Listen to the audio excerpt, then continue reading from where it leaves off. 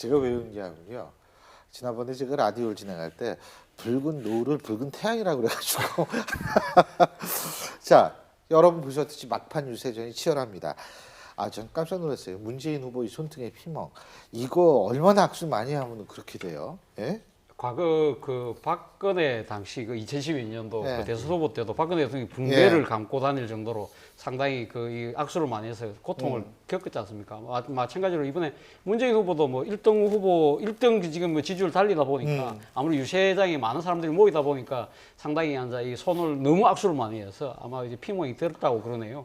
뭐 그럼에도 불구하고 뭐 본인 입장에서는 아마 피멍이 든 손 자체가 영광의 상처가 될 수 있겠다는 생각을 지금 갖고 있겠죠. 그렇기 때문에 문제는 마지막 남은 5일 동안 상당히 그래도 아직까지 표심이 출렁거릴 가능성이 충분히 있기 때문에 이 어떻게 마지막까지 잘 이 기세를 끌고 가느냐 일종의 그 굳히기 전략인데 굳히기 전략을 잘 하느냐 부분은 이거는 뭐 이 본인이 잘해야 되는 측면도 예. 있지만 무엇보다도 이 자신과 자기 진영의 이 나름대로의 그 오만감이나 이런 또 결정적인 실수 이런 걸 예방하는데 아마 총력을 기울이고 있는 것 같습니다. 예. 뭐 홍준표 후보는 SNS가 자기의 가장 중요한 무기다 이렇게 생각을 하고 있는 거고 안철수 후보 같은 경우에 지금 뚜벅인데 그 얘기는 점차 나중에 좀 얘기를 해보고요. 자, 먼저 문재인 후보요. 더불어민주당 문재인 후보의 목소리를 직접 한번 듣고 계속 얘기를 나눠보죠. 그런데 대통령 만드는 것은 여론조사가 아니고 뭡니까? 투표죠. 나 문재인 다 된 아이가 나 한 사람 안 한다고 별이 있겠는겨? 이렇다고 투표 안 하면 어찌 됩니까? 말짱 너무 웃기죠? 어대문 맞지요. 근데 어대문 이제는 부대문 해야 어대문 됩니다. 그렇죠? 어대문만 하다가는 큰일 납니다. 이 어대문 어차피 대통령은 문재인이다 이렇게 지금 얘기를 하는데 투대문 투표하지 않으면 투표해야 문재인 대통령 이런 얘기인데 자, 뭐 홍일학 의원도 복당하고 이 TK 민심을 잡기 위해서 노력은 많이 하는 것 같아요.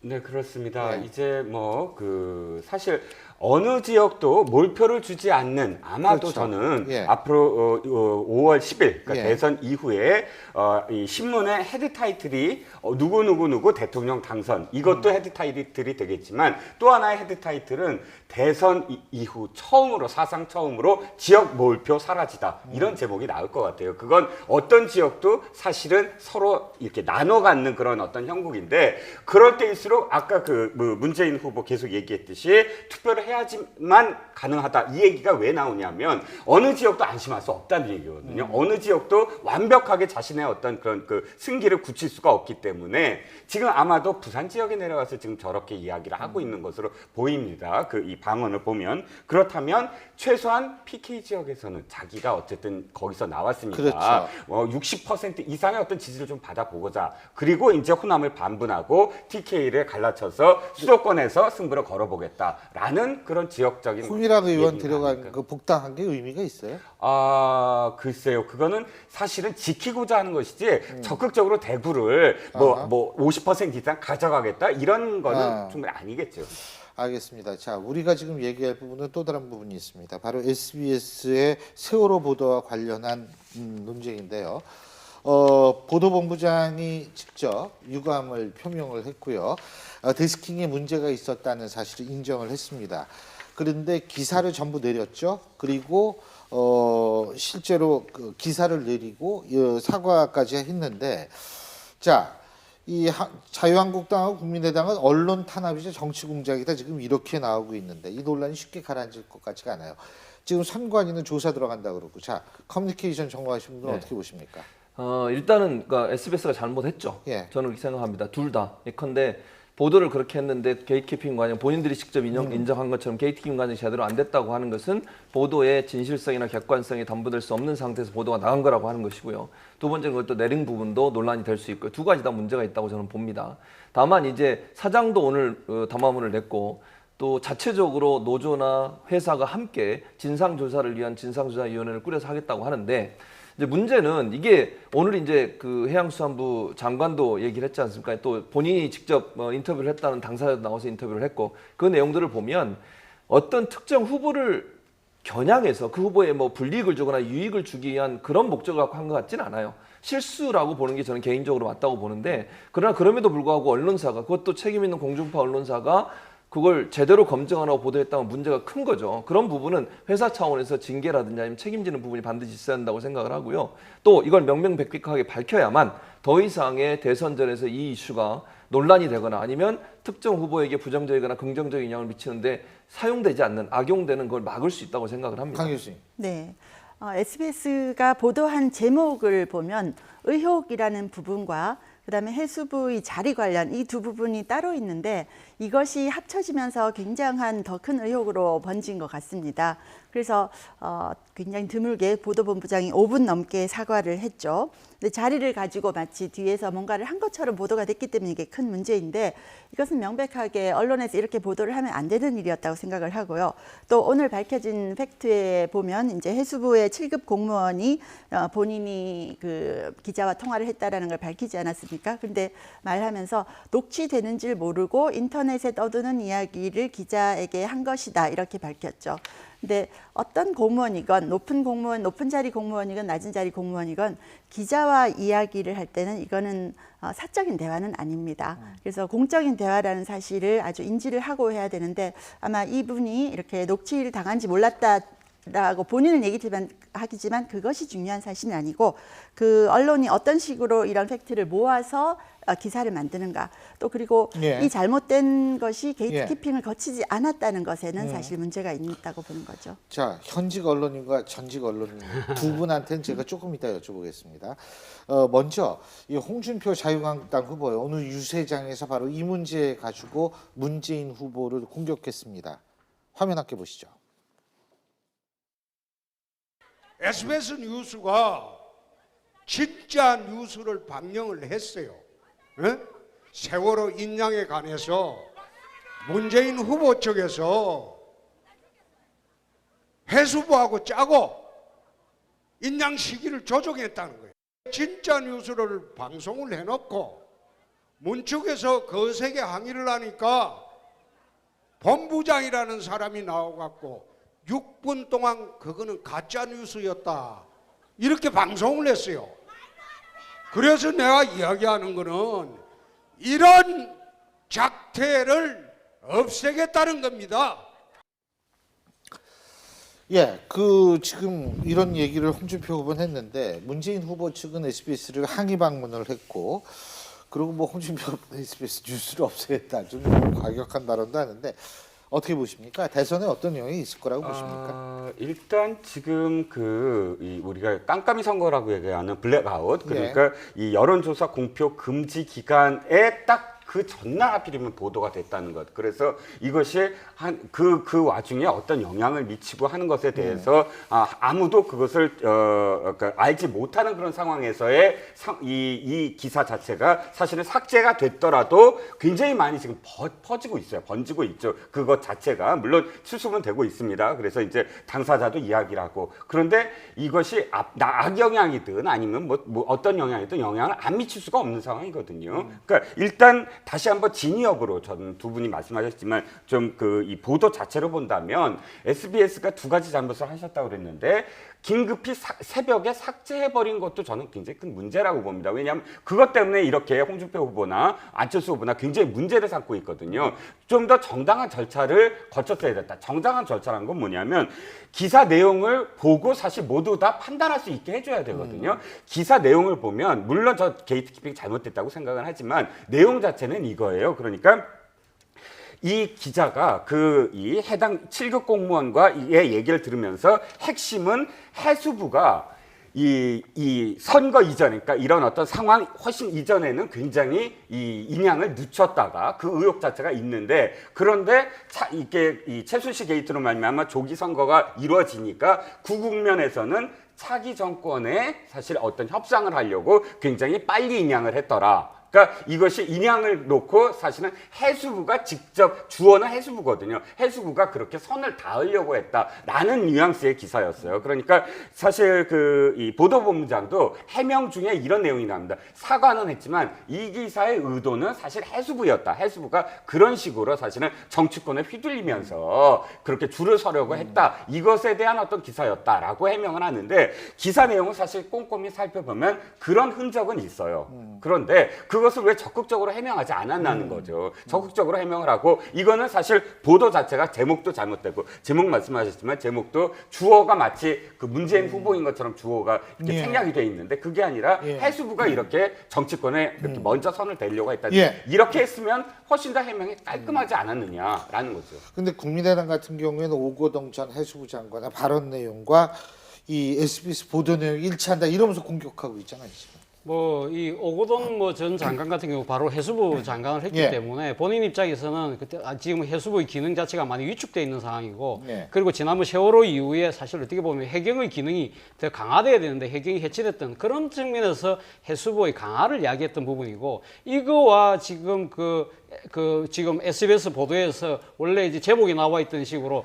세월호 인양을 함으로써 문재인 후보에게 좋은 걸 주고 자신들의 조직을 뭐 이렇게 하는 바탕 뭔가 교환한 듯한 그런 뉘앙스하고 좀 저는 결이 예. 다른 이야기인 거 아닌가 하는 예. 생각이고요. 결국은 지금 뭐 이 홍준표 후보든 국민의당도 이제 더 이상 기사가 맨 처음에 의도했던 의혹을 제기했던 문재인 후보 측과의 거래라는 측면은 별로 그렇게 거기에 대한 공격보다는 아무래도 지금 이 문재인 후보 측에서 왜 기사를 예. 내리게 만들었느냐. 소위 말해서 이것이 집권하고 난 뒤에 또 다른 언론 탄압으로 이어지는 거 아니냐. 거기에 대한 지금 초점을 맞추고 있는 거 아닙니까? 그렇다고 한다면 이 국민의당에서 이야기했던 오거돈 전 예. 장관의 그런 이야기들하고는 이 부분에 대해서는 유권자들도 아마 나름대로의 판단을 하고 있지 않을까 하는 자, 생각입니다. 자유한국당 같은 경우에도 지금 자유한국당이 그 무슨 이 홍보물 투표 동료 홍보물인데 1번 3번 앞에 인공기 달고 2번 옆에는 태극기 달고 이거 지금 허위 사실 공표 아니냐 이렇게 나오잖아요. 그 선관위에서 예. 조사를 하고 있는 상황이에요. 지금 물론 내렸습니다. 저것도 예. 논란이 되니까 내렸는데 경남도당에서 아마 홍보물로 만들어서 뿌렸는데 저런 식으로 하면 안 되는 거죠. 뭐 예. 아니 대한민국의 대선 후보들 이름 물론 이제 이름은 안 적었지만 누가 예. 봐도 기호 1번 3번은 누군지 뻔히 아는 거 아니겠습니까? 예. 저런 식으로 극단적으로 허위 사실을 공포하는 것은 잘못됐다고 봅니다. 그래서 이거- 홍준표 예. 후보가 늘 TV 토론에서 좌파라는 단어를 굉장히 많이 쓰지 않았습니까? 예, 그거하고 그렇지만 강성 홍준표 거죠. 예. 후보는 법률가 출신이기 때문에 예. 법의 선을 넘지 않는 그 아. 한도 내에서 이렇게 잘 예. 요리를 하는 걸 볼 수가 있는데 지금 저 인공기는 너무 나간 거죠. 너무 나갔기 맞습니다. 때문에 선거법 위반될 수 있는 거고 예. 또 아까 SBS 뉴스 논란도 이게 사과하면 보통은 끝나는 일인데 이게 자꾸 커지는 이유가 홍준표 후보가 그 얘기를 하면서 SBS 뉴스를 없애버리겠다 이런 얘기를 하고 뭐 또 여론조사 기관도 없애버리겠다 이런 얘기를 하니까 이런 논란이 가라앉질 않고 점점 더 다른 방향으로 흘러가는 그런 추세가 있는 예. 것 같습니다. 자, 지금요. 120시간의 뚜벅이 유세로 마지막 승부수를 던지고 있는 안철수 후보. 직접 화면 함께 보시죠. 이번 대선은 우리가 과거로 돌아갈 건지 아니면 미래로 나갈 건지를 선택하는 선거입니다. 1번, 2번은 과거입니다. 그대로 머물러 있자는 겁니다. 3번, 4번, 5번은 미래에 대한 선택입니다. 그러면 과거를 선택하시겠습니까? 미래 선택하시겠습니까? 예, 1번, 2번은 동시 비판하고 3번, 4번, 5번은 미래 선택이다. 이 의미, 이거는 분명히 유승민 후보와 심상정 후보가 공동정부까지 하겠다라는 그런 얘기의 연장성 아니겠어요? 그죠? 네, 그렇습니다. 예. 어차피 어떤 후보도 사실은 계속 그 통합정부를 구성할 수밖에 없거든요. 예. 이름이 통합이든 뭐 개혁공동이든 그러니까 어찌됐든 회고적 투표와 전망적 투표 그러니까 과거를 심판한다든지 예. 혹은 뭐 우파를 어떻게 좌파를 심판한다든지 이런 게 아니라 이제부터 이슈를 미래로 돌리자. 예. 4차 산업혁명이든 어쨌든 그런 예. 어떤 미래로 돌리자라는 뒤늦은 어떤 좀 아하. 그런 어떤 의도가 아닐까. 조금 더 확실하게 자신의 어떤 예. 이미지를 먼저 보여줬으면 어땠을까 하는 좀 아쉬움은 있네요. 예. 근데 이게 재밌는 간단하게. 포인트가요. 예. 계획 공동정부를 이야기하면서 사실 뭐 김종인 전 대표 같은 예. 지금 통합위원장 아닙니까? 그 예. 추진위원장이지 않습니까? 위원장 같은 경우는 홍준표 후보도 포함된다고 이야기를 했는데 오늘은 안철수 후보는 분명히 거기에 대해서 선을 그었어요. 이제는 이 홍준표 후보를 더 이상 같이 하겠다는 이야기는 전혀 없고 오히려 이런 이야기까지 했어요. 보수의 가치를 지키고 싶으면 차라리 유승민 후보 찍으라고 글쎄. 역으로 운동까지 하는 거 보면 예. 계획 공동정부의 범위 자체는 안철수 후보는 분명히 정한 자, 것 같습니다. 자, 바로 그 유승민 후보요. 오늘 내용을 겪은 그때 대학가를 찾았습니다. 화면 함께 보시죠. 10원짜리 부업을 하시면서 저한테 2만 원을 보냈다고 그런 분이 계셨어요.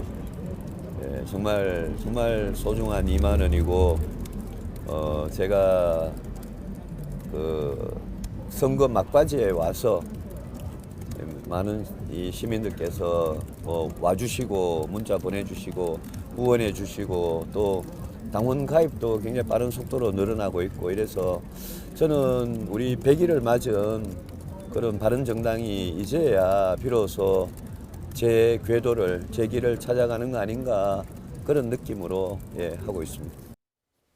여러분도 다 아시다시피 유승민 후보 고생 많이 했습니다. 12명 탈당했다가 지금 그분들은 공중에 붕 떠 있는 상태지만 어쨌든 근데요. 박지원 대표가 이런 국면이 안철수 후보에게 유리하다 이런 얘기인데 이게 무슨 의미라고 보세요?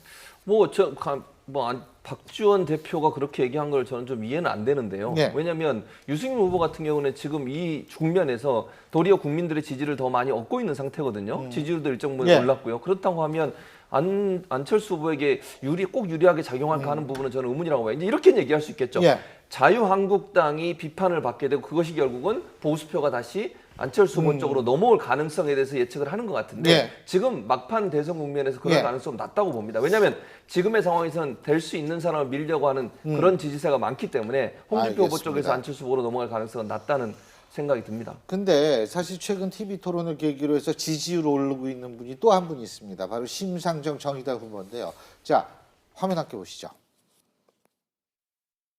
앞으로 남은 기간 동안에 변수는 오직 한 가지밖에 없어요. 심상정이라고 새로운 대한민국으로 출발할 수 있는 최소한 마지노선이 뭐냐? 그게 바로 문재인 대 심상정 대 문재인 구도 아니겠습니까, 여러분?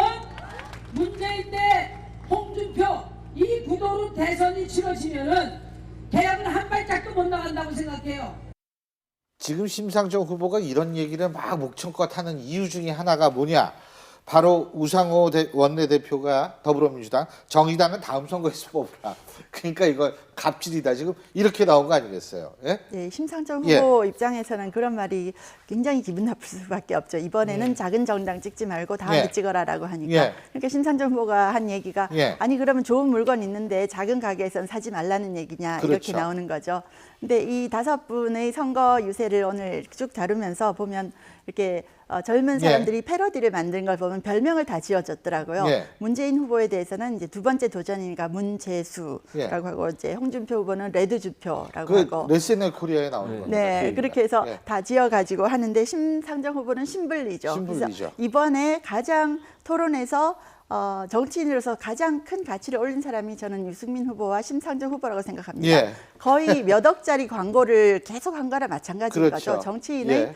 그 브랜드로서는 굉장히 큰 가치를 올린 거죠. 알겠습니다.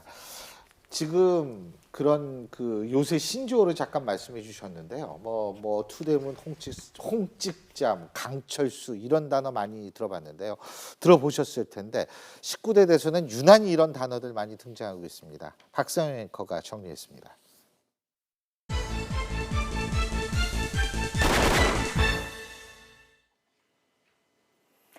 대선이 불과 닷새 앞으로 다가왔습니다. 막판 총력전을 펼치고 있는 후보들은 유세 현장뿐만 아니라 온라인상에서도 지지를 호소하기 위해서 갖가지 아이디어를 동원하고 있는데요. 아나문, 홍찍자, 신말찍, 한 번쯤은 들어봤을 법한 신조어들 무슨 뜻이 담겨 있는지 한번 살펴보겠습니다. 자, 먼저 문재인 후보 측이 내세우고 있는 신조어 아나문은 무슨 뜻일까요? 아빠가 나와도 문재인을 찍는다란 뜻으로 문 후보에 대한 강한 지지를 호소하고 있습니다. 홍찍자는 홍준표 후보가 내세우고 있는 구호죠. 홍준표를 찍어야 자유 대한민국을 지킨다는 의미입니다. 자, 미래 대통령을 주장하고 있는 안철수 후보는 그에 걸맞게 미래지향적인 모습을 강조한 안파고를 내세우고 있고요. 유승민 후보는 유승민을 찍어야 유승민이 된다는 의미에서 유찍유. 또 심상정 후보는 심상정을 알면 심상정을 찍게 된다는 심알찍을 내세우고 있습니다.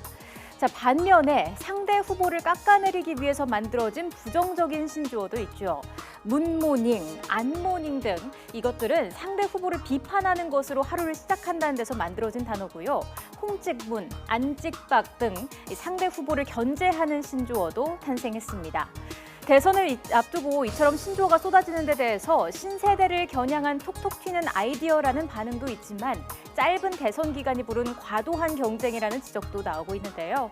남은 기간만큼은 네거티브 신조어보다는 각 후보들이 내세운 긍정적인 신조어와 함께 그들의 공약도 꼼꼼히 살펴보는 건 어떨까요?